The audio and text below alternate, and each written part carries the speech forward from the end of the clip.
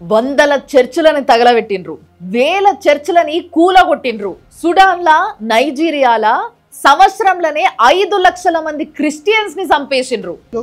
Over 500,000 Christians were killed in Nigeria just in 1 year.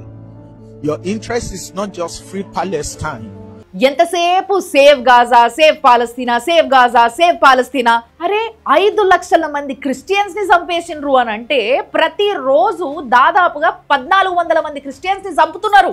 మరి ఆ లెక్కన చంపుతుంటే ఎవ్వరు ఒక మాట మాట్లాడరు, ఒక ర్యాలీ తీయరు, ఒక డిబేట్ పెట్టరు, ఒక నిరసన తెలుపరు, ఒక క్యాండిల్ ర్యాలీ చెయ్యరు. ఏంది అంటే వాళ్ళు నల్లగున్నారు కాబట్టి, నల్ల జాతోళ్ళు కాబట్టి క్రిస్టియన్స్ కాదనుకుంటున్నారా, లేకపోతే నల్ల క్రిస్టియన్స్ అవసరం లేదనుకుంటున్నారా, లేకపోతే పేద దేశంలో ఉన్న క్రిస్టియన్స్ కాబట్టి వాళ్ళతో మాకేం పని అనుకుంటున్నారా, లేకపోతే అసలు క్రిస్టియన్సే కాదనుకుంటున్నారా? సంటి పిల్లలు పెద్దోళ్ళు అన్న తేడా కూడా లేకుండా తిండి పెట్టకుండా ఎండబెట్టి చంపిండ్రు, వాళ్ళని కొట్టి చంపిండ్రు, నరికి చంపిండ్రు, చెట్లకు ఉరేసిండ్రు, రేపులు చేసిండ్రు, కాల్చి చంపిండ్రు. హాస్పిటల్లో పనిచేస్తున్న స్టాఫ్, నర్సులు, డాక్టర్లు, లేకపోతే ఉన్న పేషెంట్లు వీళ్ళందరినీ చంపుకుంటూ పోయిండ్రు.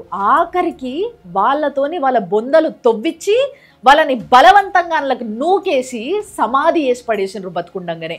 ఇంత అరాచకాలు చేస్తున్నది అరబ్ ఎక్స్ట్రీమిస్టులు.